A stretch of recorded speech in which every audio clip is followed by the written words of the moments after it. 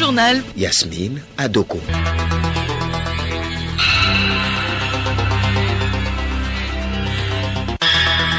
Bonjour à toutes et à tous. Au sommaire de ce journal, le Haut Commissariat à la réconciliation et au renforcement de l'unité nationale Ashkroun forme les journalistes depuis ce matin à Lomé. La rencontre porte sur la deuxième étape de l'exécution du programme de réparation et d'indemnisation des victimes. Atelier pilote de renforcement des compétences des hauts fonctionnaires pour la mise en œuvre des objectifs de développement durable ODD. La session permettra aux cadres d'améliorer le programme de formation à l'École nationale d'administration en accord avec les plans et stratégies de développement. Le rapport final de l'évaluation environnementale et sociale stratégique du secteur des mines au Togo soumis à validation. Les différents acteurs impliqués seront édifiés sur le document pour son adoption dans le cadre de la mise en œuvre du projet de développement et de gouvernance minière. Lancement du projet de renforcement du système de contrôle et certification phytosanitaire pour la filière fruits et légumes. Le Togo s'adapte aux normes et exigences du marché international. Et puis sport football, la Coupe de l'UFOA des moins de 20 ans se dispute à Lomé à partir du 6 décembre prochain. Le match d'ouverture oppose le Togo et la Côte d'Ivoire logés dans le groupe A.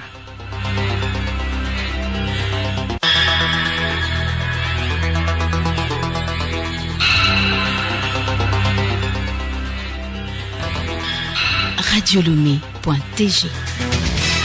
Ouverture ce matin à Lomé d'un atelier de renforcement de capacité des professionnels de médias. L'initiative du Haut Commissariat à la réconciliation et au renforcement de l'unité nationale Ashkroun s'inscrit dans le cadre de la deuxième étape de l'exécution du programme de réparation et d'indemnisation des victimes des troubles sociopolitiques au Togo. Sylvie Tchangaï. Cette rencontre initiée par le Ashkroun entend renforcer les capacités des professionnels des médias pour un accompagnement efficace de la deuxième phase du processus de justice transitionnelle. Les acteurs, pendant 2 jours, vont être outillés sur plusieurs thématiques, notamment la justice transitionnelle, la genèse et le mandat du Ashkroun, les différentes étapes de la prise en charge et l'indemnisation des victimes. Awanana Dabouya, présidente du Ashkroun. Il y a 2 ans, vous avez rencontré. On a sollicité votre accompagnement et votre contribution à la réussite de notre mission. Nous avons apprécié l'apport, la contribution, l'accompagnement.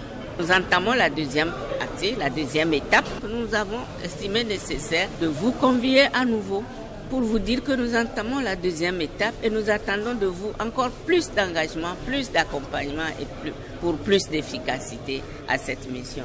C'est le but de cette rencontre. Mais vous n'êtes pas les seuls. Presque tous les acteurs que nous avons listés, qui nous ont accompagnés pendant cette étape, maintenant après, c'était une expérimentation, la première étape, nous avons jugé nécessaire de les outiller plus encore, en leur donnant encore plus de connaissances sur les notions de concepts, les notions et les concepts de justice transitionnelle, toute la justice transitionnelle telle que connue à l'extérieur et telle que adaptée au contexte togolais, c'est très important, et d'autres notions nécessaires donc dans le parcours de cette étape. En ce moment où le Togo s'efforce de sortir d'une crise politique aux conséquences désastreuses, le rôle du journaliste doit aller vers l'apaisement des tensions.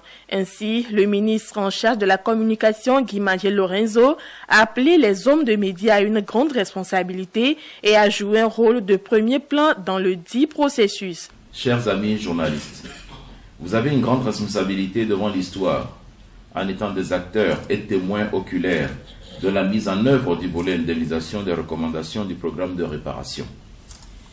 De vos écrits dépendront dans une large mesure l'accueil que les victimes réserveront à la mission que le chef de l'État a confiée au Ashkroun. De vos publications dépendra l'avenir de réconciliation et de l'unité que les Togolais appellent tous de leur vœu. Voilà pourquoi nous saluons l'organisation de cette série de formations initiée par le Ashkroun avec le soutien du programme des Nations Unies pour le développement au Togo, afin de vous outiller davantage pour rendre compte de façon professionnelle et efficace du déroulement des activités de cette institution. La rencontre se poursuit dans les autres régions du pays. Le gouvernement togolais s'investit activement dans la mise en œuvre des objectifs de développement durable ODD. Plusieurs cadres de l'administration publique prennent part à un atelier pilote stratégique et interpersonnel de renforcement de compétences pour la promotion des ODD. Ces participants constitueront un noyau de formateurs dans le processus de mise en œuvre. Juliette Kamdé. 3 jours de travaux pour définir les compétences nécessaires à la promotion des ODD adaptés au contexte national et pour identifier les lacunes actuelles des capacités. Il s'agira aussi de situer les ODD dans le contexte national, de décrire les mécanismes existants, d'expliquer l'importance de la cohérence entre les différentes étapes du cycle politique. Elena Proden, représentante de l'Institut des Nations Unies pour la formation et la recherche UNITAR. L'idée, c'est vraiment de permettre la promotion des principes clés de l'agenda 2030 qui sont liés aux populations vulnérables, de ne laisser personne pour compte, mais aussi qui sont liés à l'approche qui permet de promouvoir les synergies, une approche intégrée à l'élaboration des politiques sectorielles. L'accord sur l'agenda 2030, c'est que les États membres des Nations Unies devraient être ceux qui mènent la mise en œuvre des objectifs de développement durable au niveau national. Par contre, on sait aussi que les objectifs de développement durable sont des objectifs qui nécessitent beaucoup de collaboration, partenariats qui vont au-delà du gouvernement. La session organisée par l'École nationale d'administration en partenariat avec UNITAR permettra également d'améliorer le programme de formation à l'ENA pour contribuer à la mise en œuvre des ODD. Dr Konlani Christophe, directeur des études et stages du cycle 3 à l'ENA.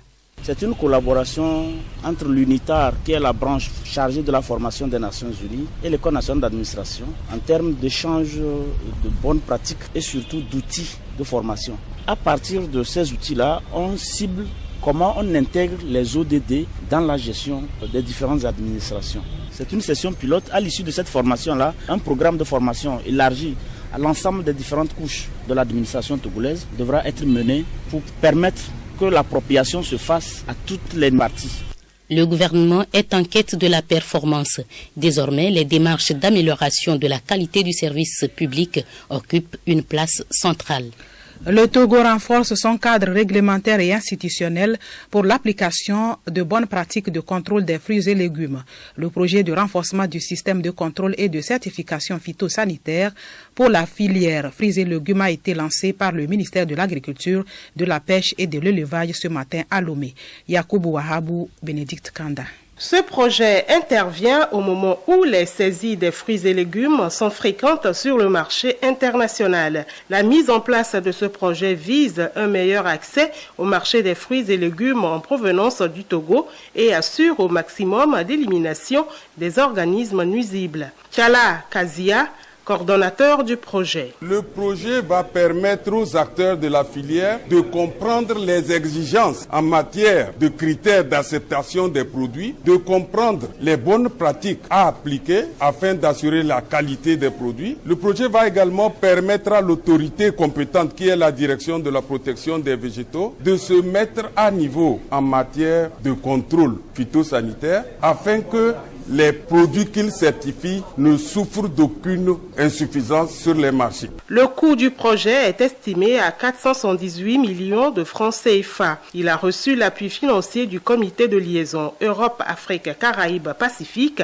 et le Fonds pour l'application des normes et le développement du commerce. Bénédicte Werner, coordinatrice régionale des opérations du comité. Le Collet ACP, c'est dans l'essence même de l'association, c'est de soutenir et de développer le commerce des fruits et légumes avec ses membres des pays ACP et du Togo en particulier. Pour répondre aux exigences des marchés, qu'ils soient internationaux, régionaux, locaux, il faut absolument une collaboration entre le secteur privé et le secteur public en mesure de contrôler, d'inspecter correctement et en lien avec les exigences, par exemple, du marché européen. Le projet va durer 3 ans.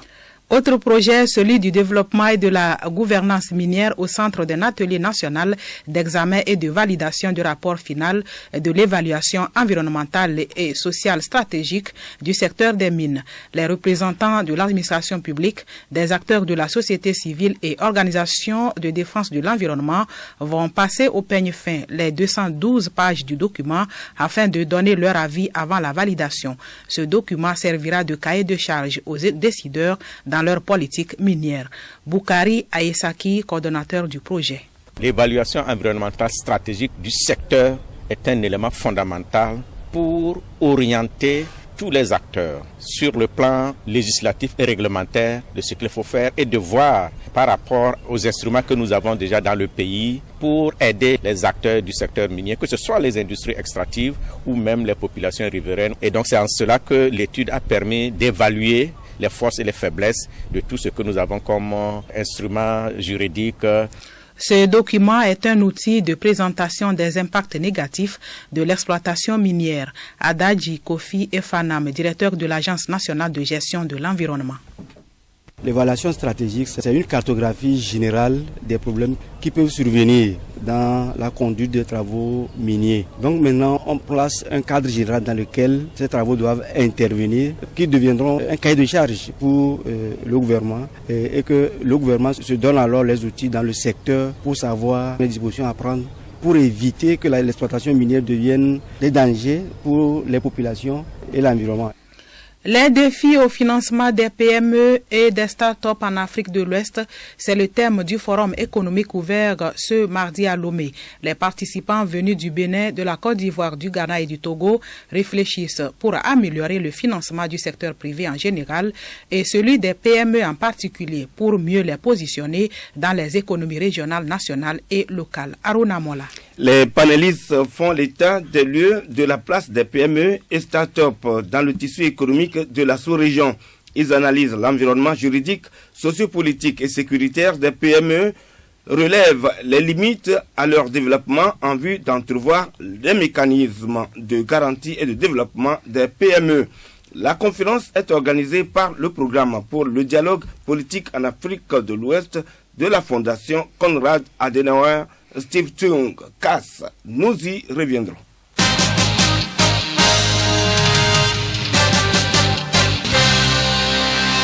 Lancement ce matin au lycée Agouin-Ivé Central Lomé du projet de sensibilisation en milieu scolaire sur la violence armée, une initiative de la lutte contre la prolifération, la circulation et le trafic illicite des armes légères et de petit calibre en partenariat avec les ministères des enseignements primaires, secondaires et de la formation professionnelle, de l'administration territoriale, de la décentralisation et des collectivités locales et des préfectures du Golfe et d'Agouin-Ivé. L'objectif est de cultiver les vertus de la non-violence, prévenir et conscientiser la jeunesse scolaire sur les dangers liés à la violence armée et à toute autre forme de violence afin de préparer cette dernière à être acteur de la paix et du développement durable. Inoussa Bouraïma, vice-président de la commission. C'est une fonction régalienne de sensibiliser toute la société, en particulier les jeunes enfants, la population des adultes, les parents d'élèves et tous les enseignants. Il faut sensibiliser nos enfants, nos élèves sur le port, la détention, l'usage d'une arme à feu. La finalité, c'est de mettre par la suite un club de paix et de sécurité à travers ce qu'ils vont entendre tout à l'heure, parce qu'il y aura un exposé sur le club de paix et de sécurité. Les initiateurs du projet ont aussi pour mission de mettre en place des clubs de paix et de sécurité. Il s'agit également de développer des thématiques inhérentes aux armes à feu et de cultiver les attitudes devant les conduire à être des ambassadeurs de paix. Tagbanja Kokou, proviseur du lycée d'Agouin-Ivé Centre. Nous sommes là pour encadrer tous les clubs, y compris le club de la paix qui sera installé aujourd'hui. C'est une sensibilisation qui doit aller vers tous les élèves. Les classes sont élues 5 délégués par classe. Et c'est parmi ces délégués qu'on a élu un bureau de 11 membres qui vont mener les activités de ce club durant l'année scolaire. Il y a beaucoup de thèmes qui sont prévus. Ces thèmes leur seront confiés pour préparer les thèmes. Et au cours des séances, ces clubs vont présenter des exposés comme cela est en train d'être fait par la commission. Rideau hier sur la deuxième édition de la Foire internationale du livre de Lomé, exposant auteurs, promoteurs du monde littéraire et amoureux des belles lettres du Togo et d'Afrique se sont séparés sur une note de satisfaction. Le bilan de cette foire dans ce reportage de Yacoubou Wahabou présenté par Geneviève Pognon. Effectivement, tous ces acteurs de la chaîne du livre se sont dit satisfaits de cette fête du livre. Pendant 4 jours, des conférences, des panels et des cafés littéraires ont permis aux écrivains, aux éditeurs et au public lecteur de se mobiliser pour promouvoir la littérature togolaise. Steve Bodjouna, promoteur de la Foire internationale du livre de Lomé. De façon générale, c'est une satisfaction parce que toutes les initiatives que nous avons prises, toutes les activités que nous avons à mener, nous avons trouvé du répondant, nous avons trouvé de l'intérêt auprès du public et surtout auprès des jeunes. Quand je prends juste l'exemple Forum Livre Jeune que nous avons organisé, où nous attendions en réalité une centaine d'élèves, alors que le jour venu, nous nous sommes retrouvés avec près de 300 élèves, ou du moins élèves et étudiants qui sont venus justement à ce forum. Nous confirmons qu'effectivement, il y a de la passion, il y a de l'engouement pour la lecture et qu'il y a de l'intérêt pour l'événement que nous organisons. Nous avons organisé le concours interlycée de lecture, nous avons eu 9 établissements qui ont participé. Nous avons vu le jour venu de la finale, nous avons réuni plus de 500 élèves. Donc le concours Miss Littérature également, nous avons vu tout l'engouement qu'il y a eu autour. Parmi ces hommes de lettres, Mimi Bossou Souidjide, directrice de la maison TV5 Monde. Selon elle, les livres doivent être les meilleurs cadeaux que les parents peuvent offrir à leurs enfants. Bientôt les fêtes approchent. Moi, je suggère toujours aux parents, dans tous les cadeaux à offrir, mettez un livre. À la maison, lisez avec les enfants. On passe tout notre temps devant la télé, devant les séries, mais ça ne suffit pas. Les enfants se déconnectent de la lecture, que les parents commencent à offrir des livres à leurs enfants. C'est nous qui avons la tâche, le rôle d'éducation. C'est ce que nous apprenons à nos enfants. Que les parents, dès le bas âge, commencent à intéresser les enfants aux livres. Quand ils apprennent ça dès le bas âge, ils évoluent avec, ils grandissent avec, et c'est plus facile. Quand ils deviennent adultes, c'est plus difficile de les ramener à la lecture. Quand on commence dès l'enfance, vous voyez que l'enfant se développe avec. Et ceux qui lisent, tous les enfants qui lisent, tous les élèves qui lisent beaucoup, ont un résultat différent des autres. Cette cérémonie de clôture a permis aux organisateurs de récompenser les élèves et étudiants qui ont participé aux différents concours littéraires. Les 8 représentants de la coalition de l'opposition qui devaient prêter serment ce mardi afin de pouvoir siéger à la CENI n'ont pu le faire. Ils ont tout simplement adopté la politique de la chaise vide en ne se présentant pas devant la juge de la Cour constitutionnelle, pourtant réunie pour la circonstance. Ensemble avec la majorité au pouvoir, ils devraient préparer les élections législatives du 20 décembre prochain. Parlant justement de ces élections, nous poursuivons avec ce communiqué de la CENI. Dans le cadre des élections législatives du 20 décembre 2018 et conformément à l'appel à candidature en date du 8 novembre 2018, le président de la Commission électorale nationale indépendante CENI informe les candidats que les dossiers complets de candidature peuvent continuer à être déposés tous les jours à la CENI jusqu'au 19 novembre 2018 à minuit. Ce communiqué de la SALT pour terminer, la société aéroportière de Lomé Tokoin Salt organise un exercice d'urgence grandeur nature dénommé EPULO 2018.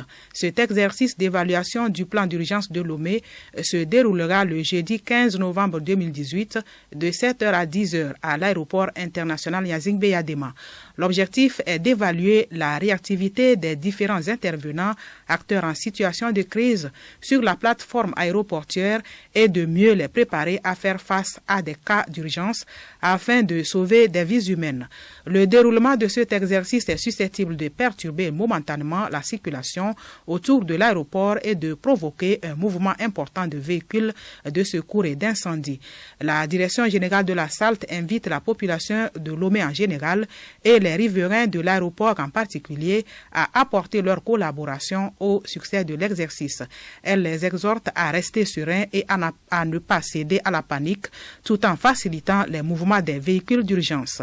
Elle les remercie à l'avance et compte sur la bonne compréhension et le civisme de tous.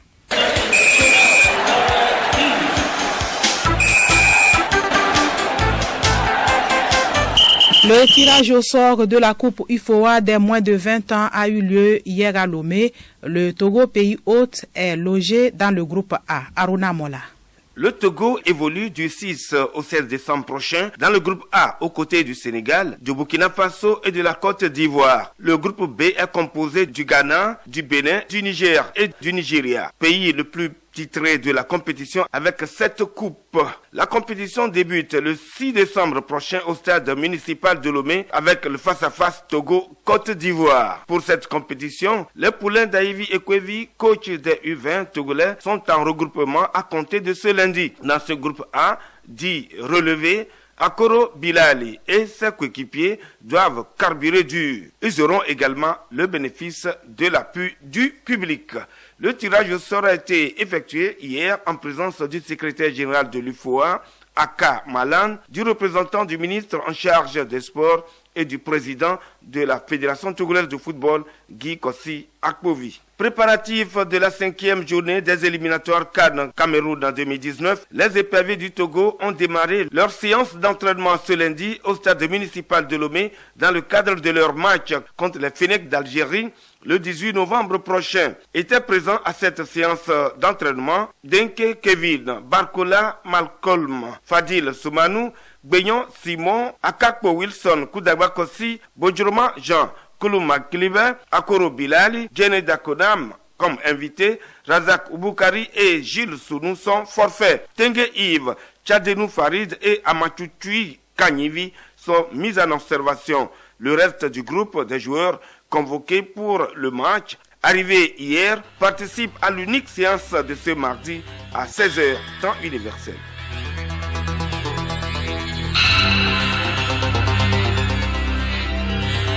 C'est la fin de ce journal. Merci de l'avoir suivi. Bon après-midi à toutes et à tous.